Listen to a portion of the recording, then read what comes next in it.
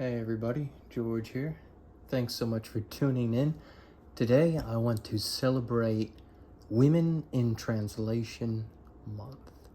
Now, I know a handful of people who unfortunately haven't read many women, period, which I think I think more people should put more effort into expanding their literary palette, so to speak. We are talking about half the population, pretty much. Even some of these people, who've read 2-3 women total, have their own booktube channels. I won't name names, but it's severely limiting to not have a wider perspective. And now when you add translation to the mix, because translations in and of themselves are much more unread than something that's been written in English as the original language. When you add that to the mix, then we're talking about something that's pretty marginalized and not very popular. And so I've pulled from my shelves, pretty much at random, just the things that I came across that were, that fit the bill. Women in translation. Let's dive in without any more babbling. This is The Nine Guardians by Rosario Castellanos, if I'm pronouncing that correctly. Now this is considered, as it says on the cover, a masterpiece of Mexican literature by, you guessed it, a woman. And I believe this is actually taught in schools in Mexico, but it hasn't found the readership in the US. This was translated into English, so we can never give enough credit to the people who make it possible. Let's see if I can find the name. Translated from the Spanish by Irene Nicholson. So a woman translating a woman. Double. My copy has some writing in it. So this looks like this was being taught in school somewhere in the US maybe. That would be pretty interesting to know where that came from, but I have no idea. Now this one I've been anticipating, but I have not read it. Probably most in this pile I haven't read, but a few of them I have, and I'll talk about those when the time comes. So this is about, in the remote towns and haciendas of the high country of Chiapas, the 1910 to 17 Mexican Revolution had little impact until the reforming government of Lázaro Cárdenas during the 1930s began pressing for Indian rights and education, but this is narrated by a 7-year-old girl. And let's see how it starts. I remember taking a gander, when I first bought this, and was pretty impressed.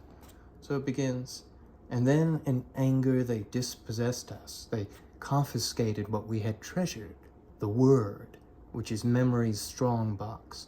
Ever since that day, they have burned and been eaten up with the great logs on the hearth. The smoke rises on the wind and crumbles away. Only the ash remains, and it has no face. All this so that you might come, and he who is younger than you are, and a breath, just a breath, might suffice you. Don't tell me that tale, Nana. So you think I was talking to you? Do you suppose one speaks to the seed of the anise? So there you have it. I have a good feeling about this one. Now this, I don't even remember where I came across this, but it is, a buried book. As you probably know by now, that's what I deal in most of all, trying to shine a light on as many buried gems as I can. This was written by Yara Ribnikar, entitled I and You and she. And I think it's a kind of triptych of interconnected novellas with that title, I, You, She. But I'm not 100% sure. And it was translated by Eva Tucker. Notice now this is an ex-library copy from Maryville, Missouri. Things travel, things travel. And I love having these outdated due date cards, and you see how little this book was loved. Two people checked it out, one in 74, and actually, no, that just says it was a new book, and it wrote the date when it was published, so it was checked out once, February 25th, 1974. Who knows what that person who checked it out thought of it. But it has no dust jacket.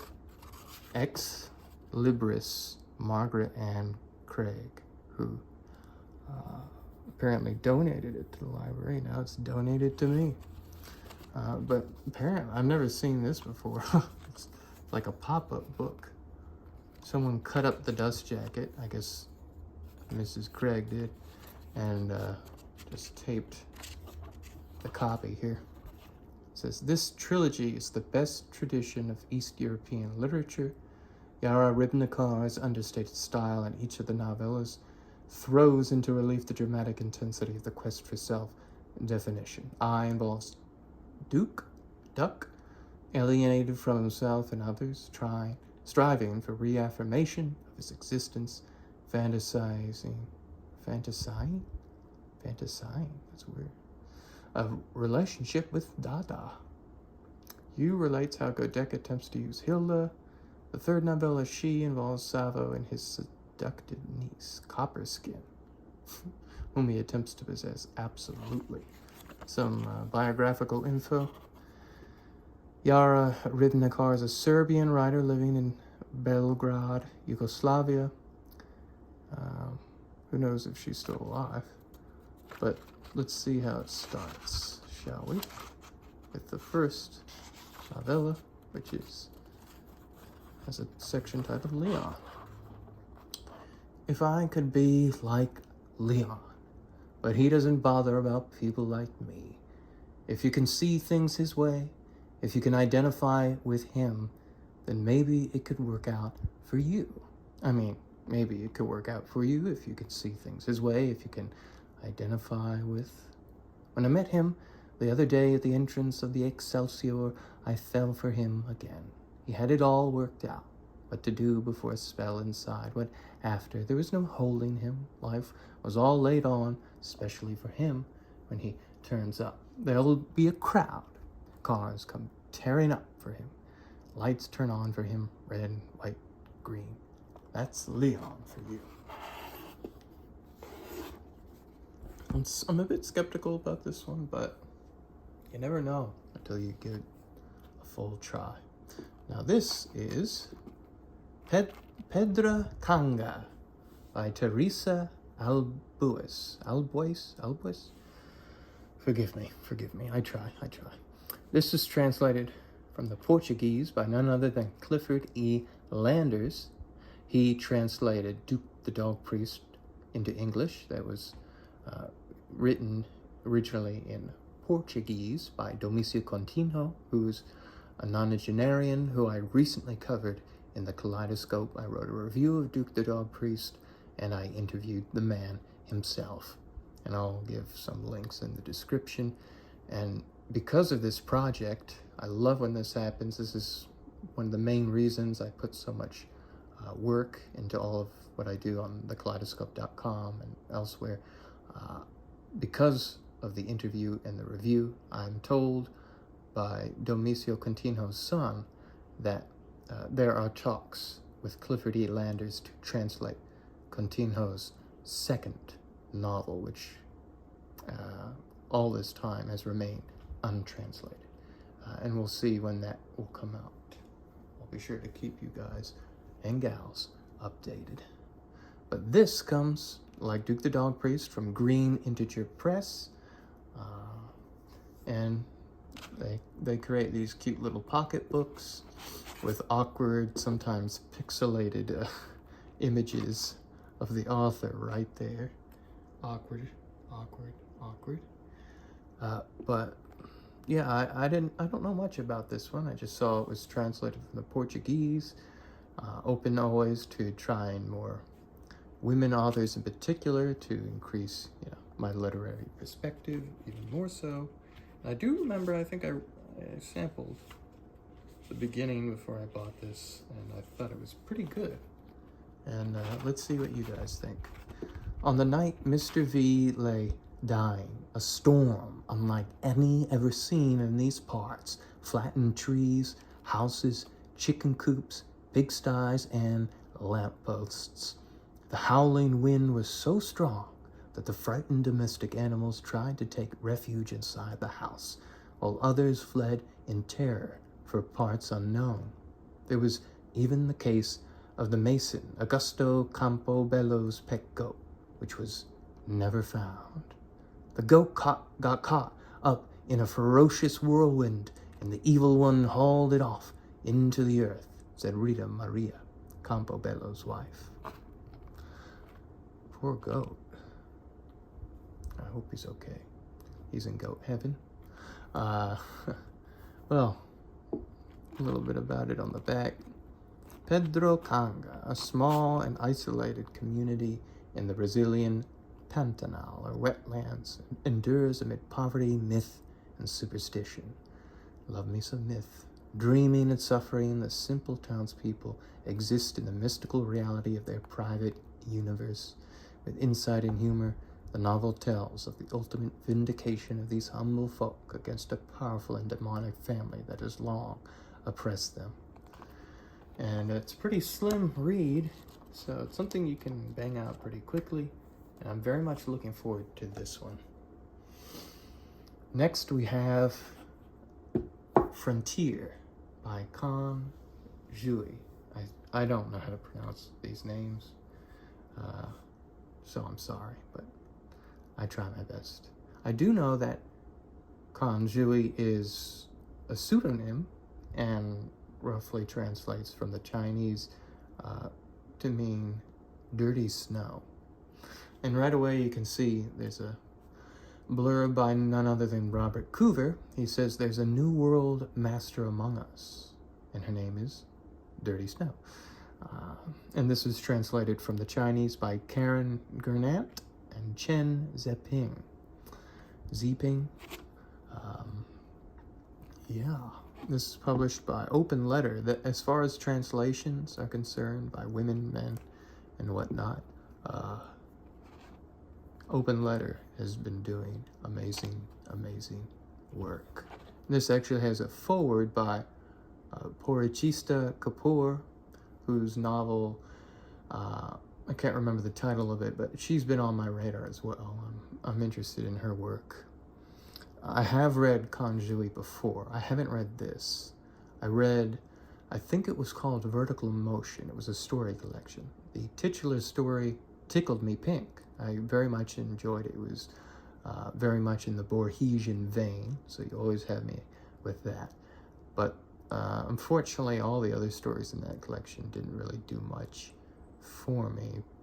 I think my biggest issue is just kind of the pedestrian prose, because even with surrealism and dream imagery, I still look for prose that matches the energy of those images and whatnot. But of course it depends on the context, and of course it depends on the translator too.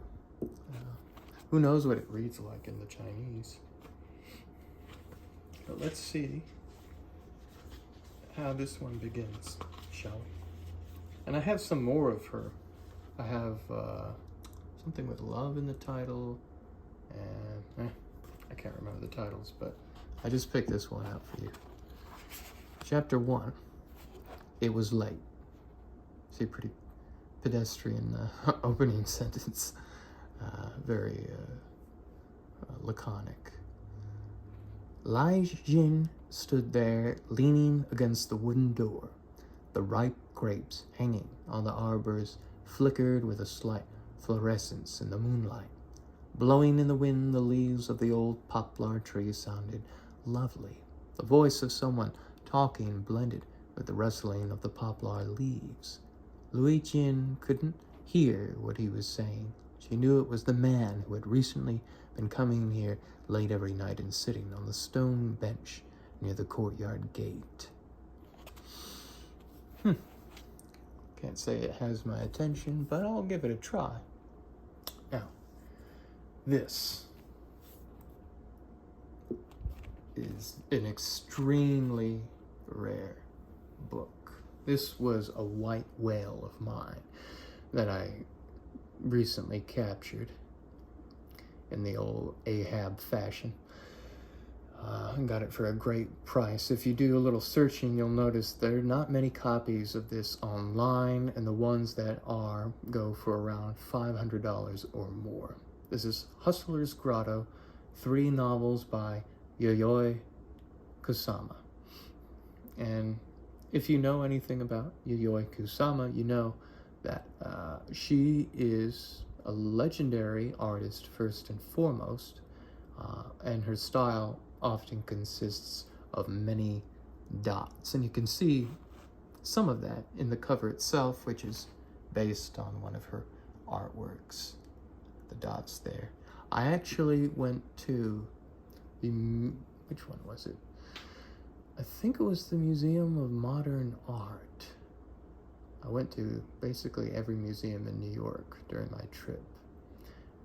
And if I remember correctly, it was the MoMA. The thing is, I was excited to see some of her work, and it was even advertised in the banners on the walls of the museum and whatnot. But I couldn't find anything other than one white chair that was like composed of white penises, which I don't think is indicative of her work. I didn't get to see any of the dots and whatnot, so I was a bit disappointed about that. But here she is. And if you're a fan of the animated movie The Incredibles, you may know also that Yayoi Kusama, I don't want to mess up this one, she was the inspiration for the character Edna, no capes. So yeah, I did read this. I think it was a bit poorly written. Yeah, I think she's a better artist than she is a writer. But again, translation is always a factor. I didn't read it in the original Japanese. Pretty sure it's Japanese. Let's see. Yeah, Tokyo. Okay. So yeah, this is translated from the Japanese by Ralph F. McCarthy, as an afterword by Alexandra Monroe. So it's composed of 3 novellas. First one is called The Hustler's Grotto of Christopher Street. That's pretty much about, a lot of this has autobiographical elements. So the first one is about kind of, what's the word? Basically men who pull tricks and work as sex workers and do a lot of drugs. And then the next one, Foxgloves of Central Park. If I remember this correctly, it's basically about Yayoi Kusama and how she had to be institutionalized. In fact, and that suffers from some degree of schizophrenia and some other things. Can't remember. But I think she's lived basically most of her life in an institution. It has the structure that appeals to her. And there's a love interest in that novella, but apparently, the 2 damaged people can't come together to fix each other, at least in this case. So there's no happy romantic ending. And the last one, speaking of romance, Death Smell Acacia, that is about necrophilia. A guy's dead wife that the corpse he keeps and fornicates and whatnot. So the concept is very creepy, something, you know, I like being shocked and whatnot, but ultimately, yeah, a lot of this stuff kind of just has the typical pastoral stuff that you might expect from a New Yorker story and whatnot. I might write a more detailed review of this if I have the time, but it's not a priority for me. So let's read the last novella. The white wax-like petals were turning to transparent shells that adhered one by one to the sunlight pouring down from heaven to earth. The forest of acacia trees hung over Massao's head, a dome of thousands of blossoms. Earth's gravity tugged effortlessly at the near weightlessness of the white flowers as the petals melted in shimmering sunbeams that escorted them to the ground below. Masao watched the soft ivory clouds of early summer snagging on treetops, that then breaking free and twining in branches, then releasing and drifting away. The fragrance spilling out of the pistils permeated deep inside his lungs. Though it had been a month since his wife's death, he hadn't sent her body to the crematorium. He still had sex with the body each day. The oppressive, hideous stench of the corpse filled the house, a gray feeder of death that coated his lungs, and that the fragrance of acacias did its best to dislodge. Yeah. Maybe one day this will get reprinted, but it's probably just for fans of Kusama's work, I'd say. Next one is Fur by Lillian Gueridon. I recently interviewed her. She has 2 books that are translated from the French. Fur and, I don't know how to pronounce it, Palache. Both are extremely out of print. So these are white whales as well. And I've only been able to track down Fur so far, and I read it.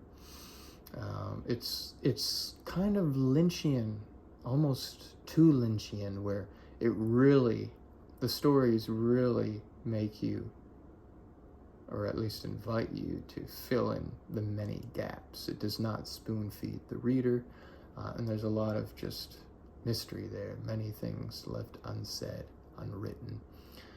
For me, it was a bit too much. You know, I don't like being spoon-fed either, but I also need something to hang on to. But some of the stories did work out for me. I can't remember any ones in particular because it's been a little while since I read this volume. And they're pretty short, the stories in this one. But yeah, I was able to reach out to her and interview her in a bilingual interview that will be coming out. And you can always support thekaleidoscope.com through Patreon, and you'll get early access to that. And this was thanks to my 2 friends, Brad and Guillaume. And I will link their Instagram tags in the description. But this is published by Sun and Moon Press, which came before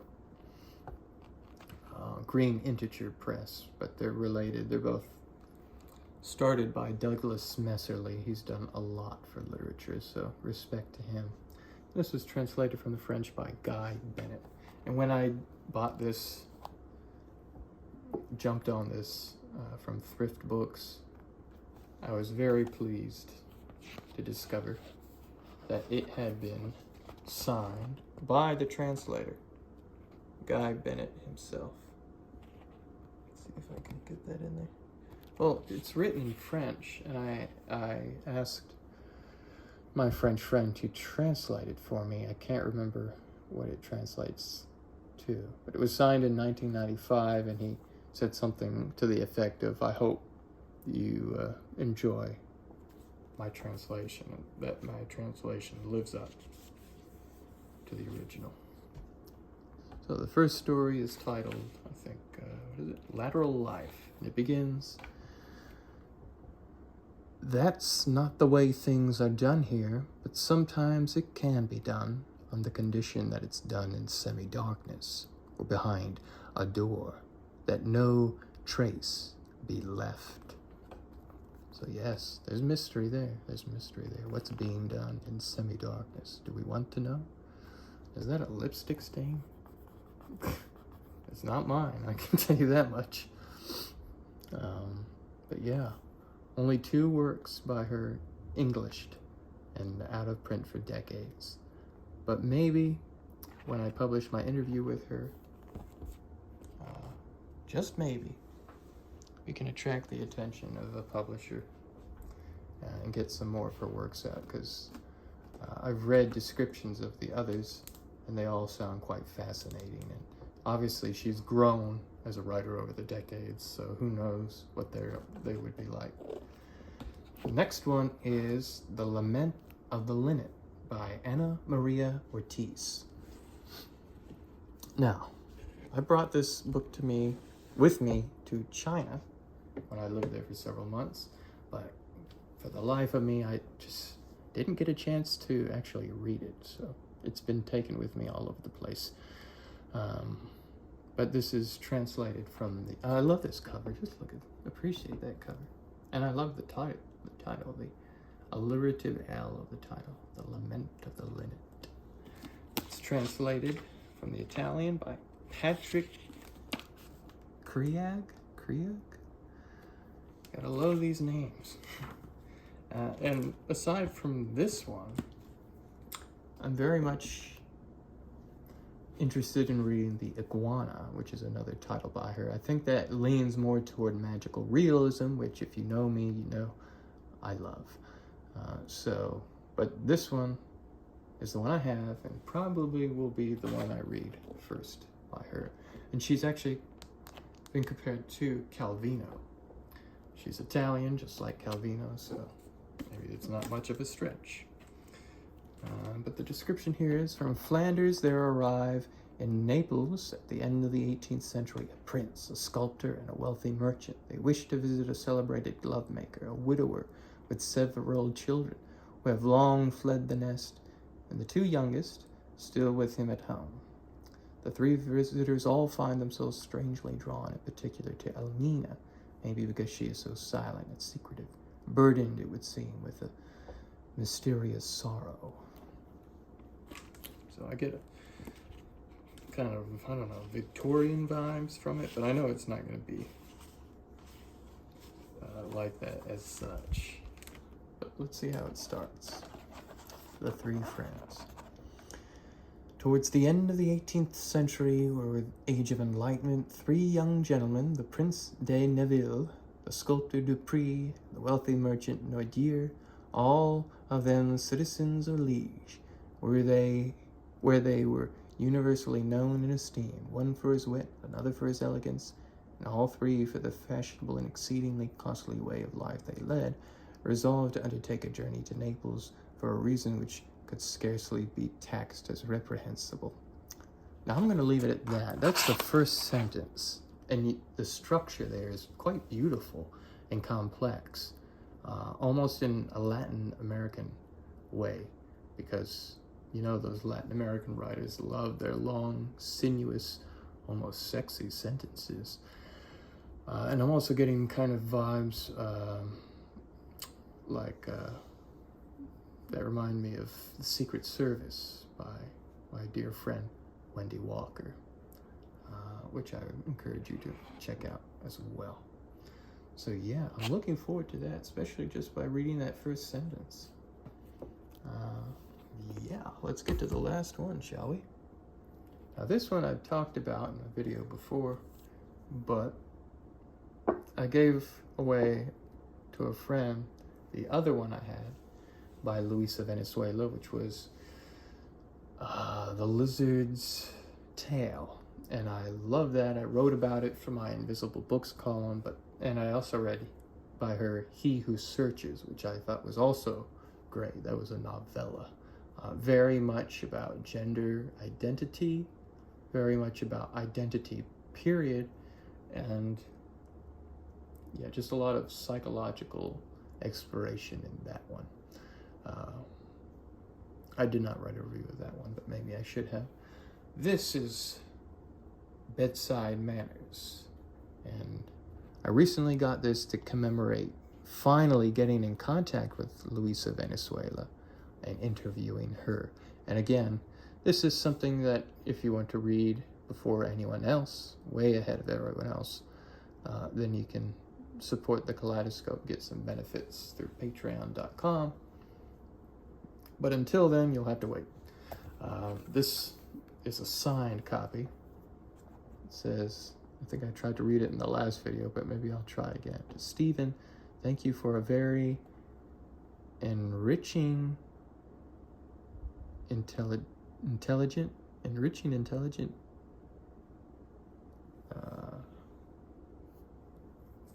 Augustine? I don't know. Love, Luisa, April 1996.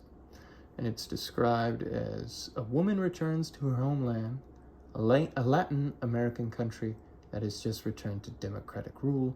A friend suggests she recuperate from her journey at a local country club. Soon after arriving, she realizes the club overlooks the training ground of soldiers plotting to bring back military rule. A comedy of manners in which the military jump in and out of the king-size bed faster than you can say coup. So, that's intriguing. And it's translated by a legendary translator, Margaret Jewel Costa. Woman translating a woman. Translated from the Spanish. So let's just go to a random page, since I think I read the beginning of this in my other video. Can't remember. This is chapter 6. As if he were in a different scene, not that anyone is watching him, the little soldier, Lucho, has emerged from his refuge under the bed. He looks more disheveled. 1 or 2 buttons on his shirt are undone, but he doesn't care because no one, I repeat, no one is watching him. Despite that, he still doesn't stand up, preferring to crawl along as he did before. While Maria tries to persuade the Senora to stay, he is searching for something on the floor, dragging himself forwards on his elbows in the best trench warfare style. He rapidly finds what he's looking for, a small tin of pate that had apparently rolled out of reach during the plundering of the bed. There you have it. All these are women in translation, all deserving of your attention. If any of these descriptions sound like something you'd be interested in, then I encourage you to check them out. Let me know what you think, and you better know I'll let you know what I think of these, especially if they move me quite a bit to do so. But yeah, let me know, what are your favorite books by women in translation? And as always, thanks for watching. Read more women, read more translations, recognize the wonderful work that translators do, and see you next time.